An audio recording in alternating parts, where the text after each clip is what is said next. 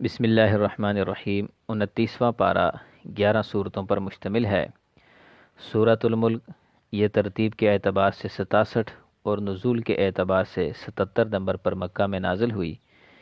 اس میں 30 آیات اور 2 رکوع ہیں۔ یہ صورت اپنے پڑھنے والے کی سفارش کرتی ہے، چنانچہ اس پڑھنے والے کی مغفرت کر دی جاتی ہے۔ اس صورت کو مانعہ اور منجیہ کہا گیا ہے، یعنی عذاب قبر سے بچانے والی۔ اکثر مشائخ عشاء کے بعد اہتمام کے ساتھ اس کی تلاوت کرتے ہیں۔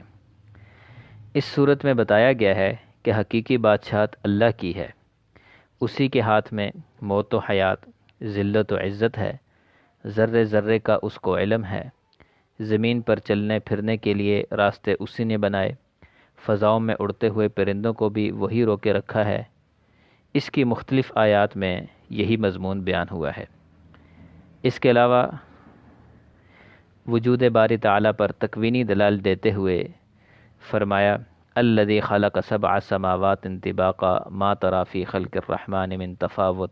اسی طرح آگے فرمایا وَلَقَدْ زَيَّنَّا السَّمَاءَ الدُّنْيَا بِمَصَابِيحَ کہ آسمان کو چھت اور آسمان میں ستاروں کی قندیلیں اس حکیم و خبیر ذات کے وجود کی خبر دے رہی ہیں۔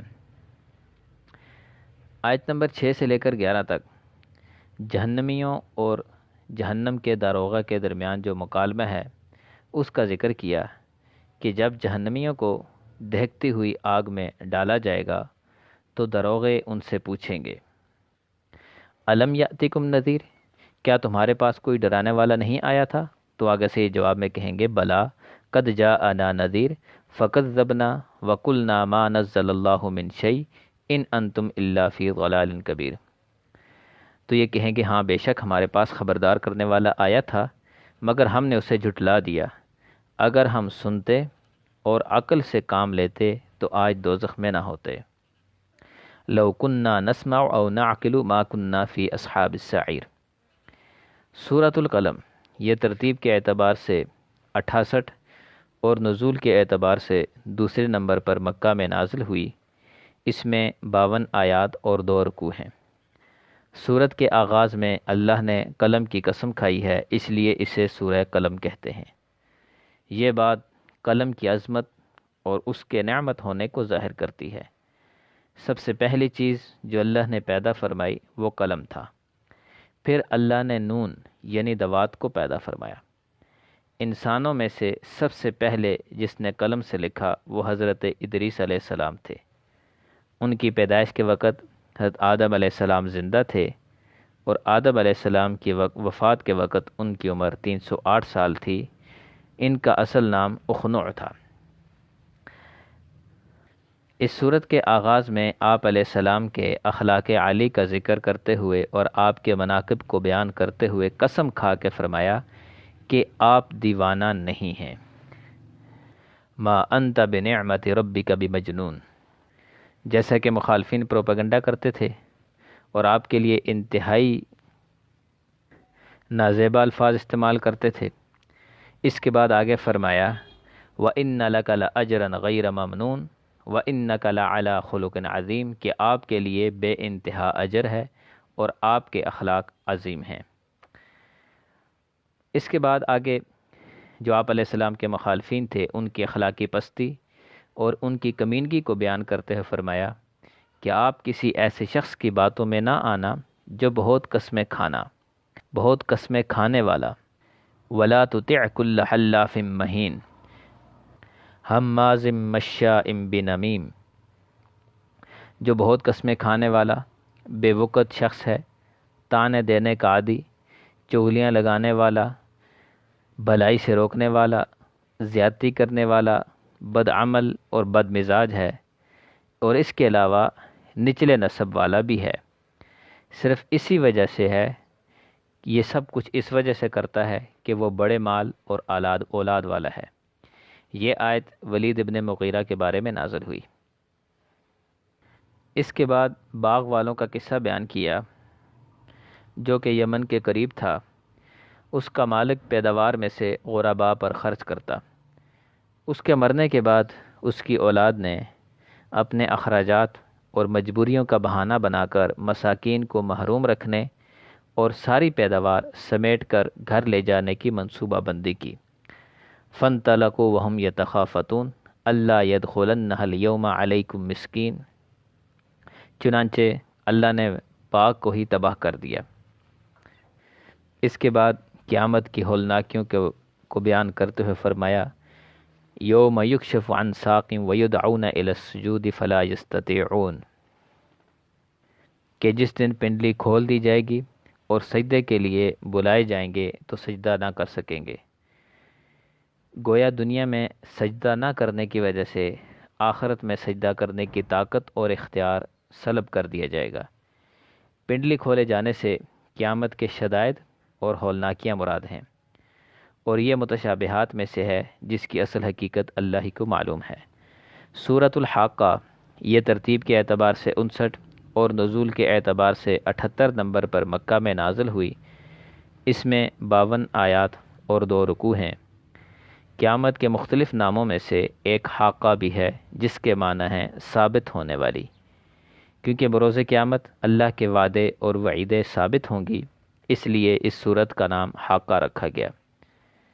کیونکہ ابتدا میں قیامت کی ہولناکیوں اور قوم عاد و سمود اور قوم لوط جیسی قوموں کے انجام بد کو بیان کیا گیا، اور پھر قیامت کے مناظر کو بیان کرتے ہوئے فرمایا فَإِذَا نُفِخَ فِي الصُّورِ نَفْخَةٌ وَاحِدَةٌ وَحُمِلَتِ الْأَرْضُ وَالْجِبَالُ فَدُكَّتَا دَكَّةً وَاحِدَةً فَيَوْمَئِذٍ وَقَعَتِ الْوَاقِعَةُ وَانشَقَّتِ السَّمَاءُ فَهِيَ يَوْمَئِذٍ وَاهِيَةٌ،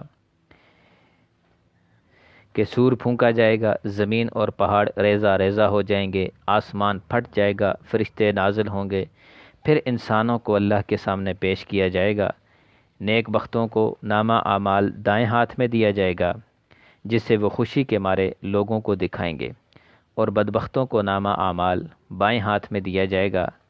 تب وہ بڑی حسرت کے ساتھ کریں گے، پھر انہیں جہنم میں ڈال دیا جائے گا، کیونکہ وہ اللہ پر ایمان نہیں رکھتے تھے اور مسکینوں کو کھانا نہیں کھلاتے تھے۔ انہ کان لا یؤمن باللہ العظیم ولا یحض علی طعام المسکین۔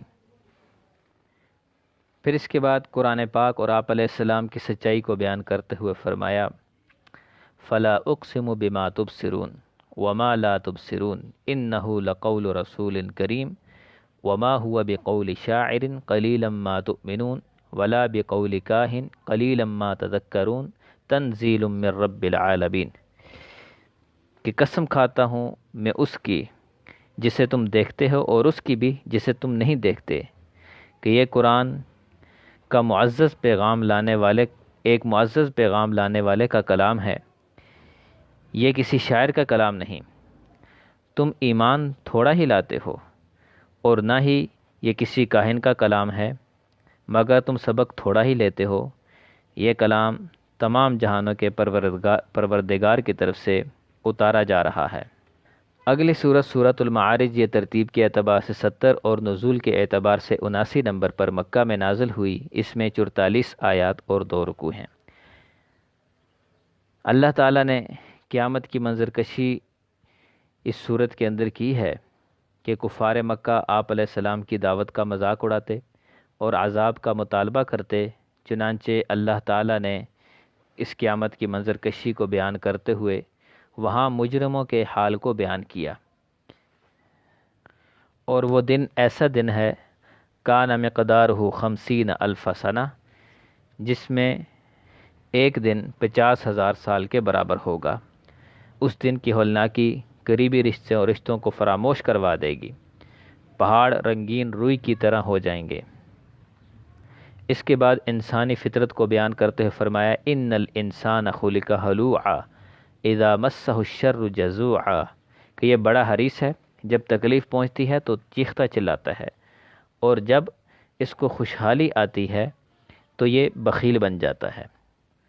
اس کے بعد جنتیوں کے اوصاف کو بیان کرتے ہوئے فرمایا الا المصلین الذین هم علی صلاتهم دائمون والذین فی اموالهم حق معلوم للسائل والمحروم، کہ وہ نماز کی پابندی کرنے والے، سوالی اور بے سوالی کو مال دینے والے یعنی کہ زکوٰۃ کے ذریعے حقوق العباد کی ادائیگی کرنے والے ہیں، روز جزا کو برحق مانتے ہیں، اللہ کے عذاب سے ڈرتے ہیں، پاک دامنی اختیار کرتے ہیں، امانتوں اور وعدوں کا پاس رکھتے ہیں، حق اور عدل کے ساتھ گواہی دیتے ہیں، نماز کو وقت پر آداب کی رعایت رکھتے ہوئے ادا کرتے ہیں۔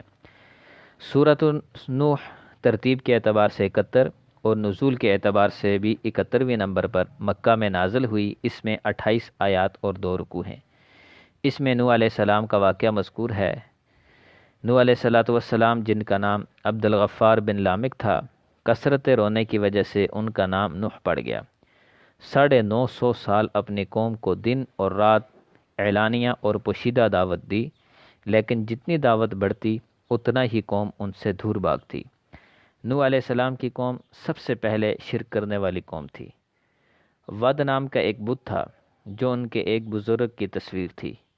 نوح علیہ السلام نے اپنی قوم کو اللہ کی نعمتیں یاد دلائی اور استغفار کی تلقین کی اور اس کا فائدہ بتایا کہ یرسل السماء علیکم مدرارا ویمددکم باموال وبنین ویجعل لکم جنات ویجعل لکم انہارا، کہ استغفار کی برکت سے اللہ تعالی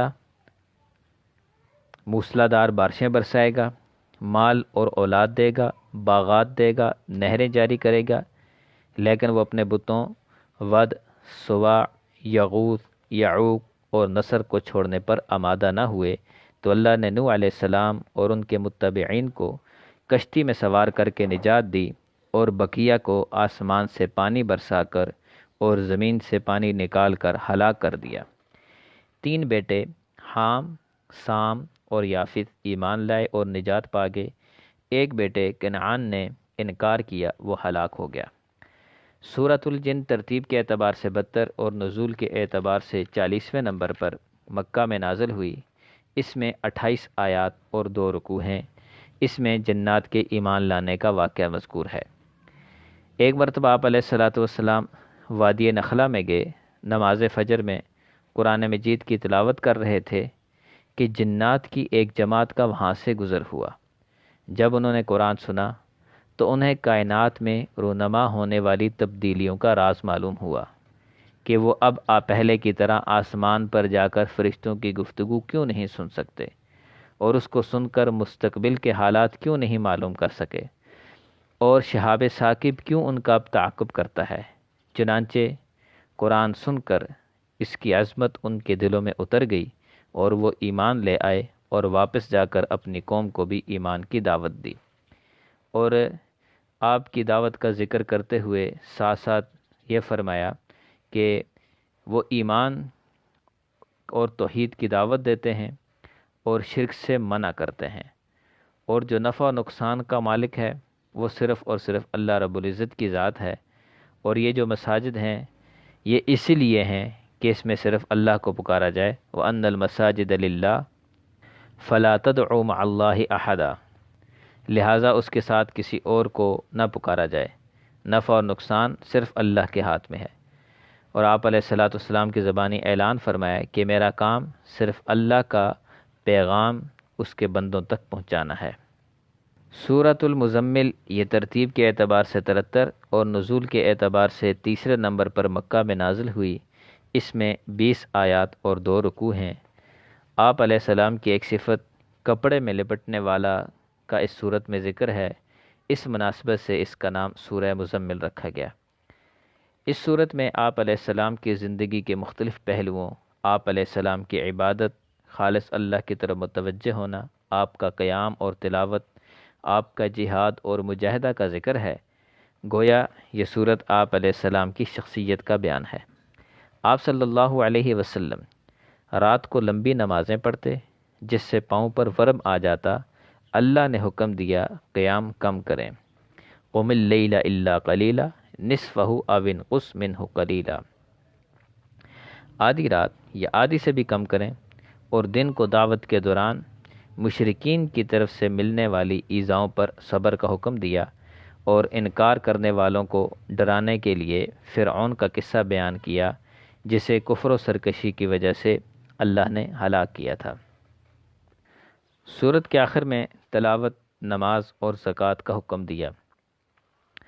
فَاقْرَؤُوا مَا تَيَسَّرَ مِنْهُ وَأَقِیمُوا الصَّلَاةَ وَآتُوا الزَّکَاةَ وَأَقْرِضُوا اللَّهَ قَرْضًا حَسَنًا کہ نصف رات یا ثلث کا قیام ضرور نہیں، اس سے پیچھے بتایا، بلکہ جتنا آسانی سے ممکن ہو قیام کیا کرو، اور جتنا آسانی سے ممکن ہو قرآن پاک اس میں پڑھو، نماز کو پوری پابندی سے ادا کرو، زکوٰۃ ادا کرو، اور اللہ کی راہ میں خرچ کرتے رہا کرو، اور اللہ کو قرض حسنہ دو، اور اس کے عوض تم اللہ سے کئی گنا زیادہ اجر پاؤ گے۔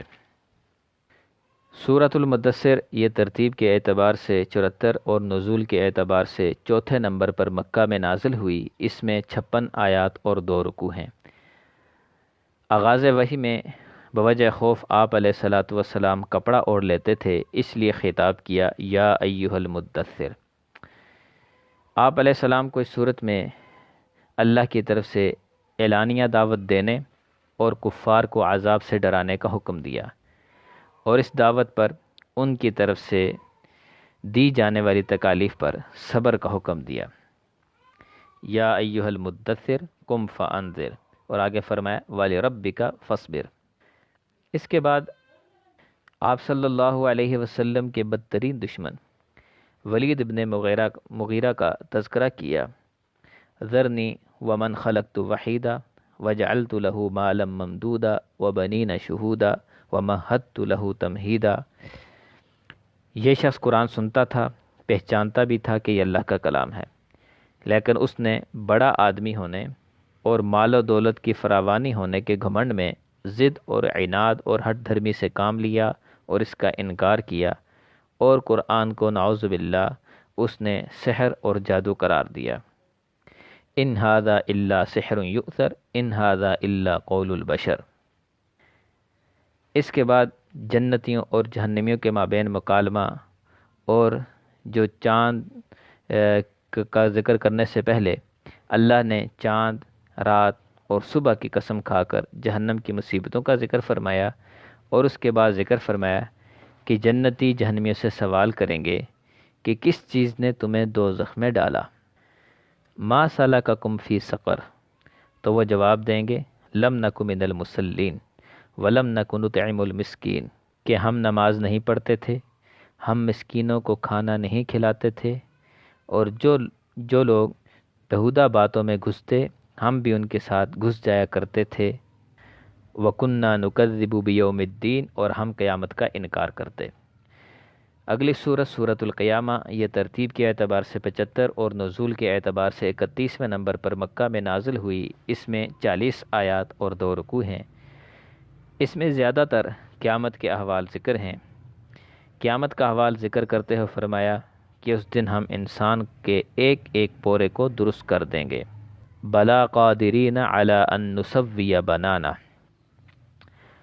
اور اس وقت نگاہ پتھرا جائے گی اور چاند بے نور ہو جائے گا، سورج اور چاند جمع کر دیے جائیں گے، نیک بخت لوگوں کے چہرے روشن ہوں گے اور وہ اللہ کا دیدار کریں گے۔ وجوہ یومئذ ناظرہ الی ربہا ناظرہ، اور بدبختوں کے چہرے سیاہ اور بے رونق ہوں گے، اور انہیں یقین ہوگا کہ وہ جہنم میں پھینک دیے جائیں گے۔ اس صورت میں اللہ تعالیٰ نے قرآن کی حفاظت کی ذمہ داری بھی اٹھائی ہے، اور اس کے ساتھ ساتھ احادیث مبارکہ کی حجیت کو بھی بیان فرمایا لا تحرک بہ لسانک لتعجل بہ ان علینا جمعہ وقرآنہ، کہ اس کا جمع کرنا اور اس کی تلاوت کروانا یہ ہمارا ایک ذمہ ہے، اور ثم ان علینا بیانہ، پھر اس کے مطالب و معانی کو آپ کی زبان سے جاری کروانا وہ بھی میرے ذمہ ہے۔ معلوم ہوا کہ قرآن کو سمجھنے کے لیے حدیث بھی ضروری ہے۔ سورۃ الدہر یہ ترتیب کے اعتبار سے 76 اور نزول کے اعتبار سے 98 نمبر پر مدینہ میں نازل ہوئی۔ اس میں 31 آیات اور 2 رکوع ہیں۔ اس کا ایک نام سورۃ الانسان بھی ہے۔ اس میں بھی مکی صورتوں کی طرح جنت، جہنم اور ان کی نعمتوں اور عذابوں کا ذکر ہے۔ آپ صلی اللہ علیہ وسلم جمعہ کے دن فجر کی نماز میں اس کی تلاوت فرماتے تھے۔ اللہ نے انسان کے مختلف ادوار کو بیان کرتے ہوئے بتایا کہ میں نے انسان کو مختلف ادوار میں پیدا فرمایا، پھر سمع بصر، عقل و فہم سے نوازا تاکہ وہ ان اعمال کو بجا لے جن کا اسے مکلف بنایا گیا ہے۔ لیکن انسان دو گروہوں میں تقسیم ہو گئے، کافر اور مومن۔ انا ہدیناہ السبیل اما شاکرا و اما کفورا انا اعتدنا للکافرین سلاسل و اغلالا و سعیرا۔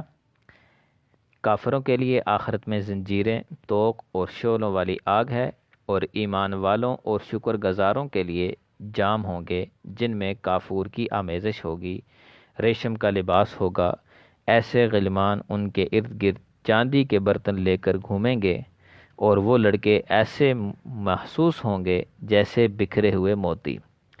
وَيَطُوفُ عَلَيْهِمْ وِلْدَانٌ مُخَلَّدُونَ إِذَا رَأَيْتَهُمْ حَسِبْتَهُمْ لُؤْلُؤًا مَنثُورًا۔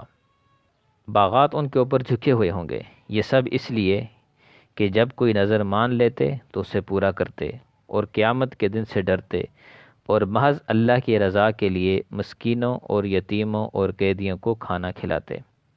ان نیک اعمال کا بدلہ انہیں جنت کی صورت میں دیا جائے گا، جہاں نہ گرمی، نہ سردی، نہ دکھ، نہ کوئی غم۔ اور اس کے علاوہ اس صورت میں داعی کے جو لوازمات ہیں ان کو بیان کیا۔ وَاذْكُرِ اسْمَ رَبِّكَ بُكْرَةً وَأَصِيلًا وَمِنَ اللَّيْلِ فَاسْجُدْ لَهُ وَسَبِّحْهُ لَيْلًا طَوِيلًا کہ داعی پر ذکر، عبادت اور صبر لازم ہے تاکہ دشمنوں کے مقابلہ میں تقویت قلبی حاصل ہو، اور خصوصاً رات کی نماز ایمان کی مضبوطی اور روحانی ترقی کا اہم وسیلہ ہے۔ سورۃ المرسلات، یہ سورۃ المرسلات ترتیب کے اعتبار سے 77 اور نزول کے اعتبار سے 33ویں نمبر پر مکہ میں نازل ہوئی۔ اس میں 50 آیات اور 2 رکوع ہیں۔ پہلی آیت میں اللہ نے نرم چلنے والی ہواؤں کی قسم کھائی ہے، اس مناسبت سے اس کا نام سورہ مرسلات رکھا گیا۔ اس صورت میں بھی قیامت کے وقوع اور جزا و سزا کا بیان ہے۔ 5 قسمیں کھا کر فرمایا کہ وہ یقیناً ہونے والی ہے۔ انما توعدون لواقع، اور اس دن ستارے بے نور ہو جائیں گے، آسمان ٹوٹ جائے گا، پہاڑ ریزہ ریزہ ہو جائیں گے، اور وہ فیصلے کا دن ہوگا اور مخلوقات کے درمیان عدل و انصاف پر مبنی فیصلہ کیا جائے گا۔ اس کے بعد 10 مرتبہ ویل یومئذ للمکذبین، بڑی خرابی ہوگی اس دن ایسے لوگوں کی جو حق کو جھٹلاتے ہیں، اس کو بیان کیا۔ پھر مکذبین اور متقین کے الگ الگ انجام کو بیان کیا۔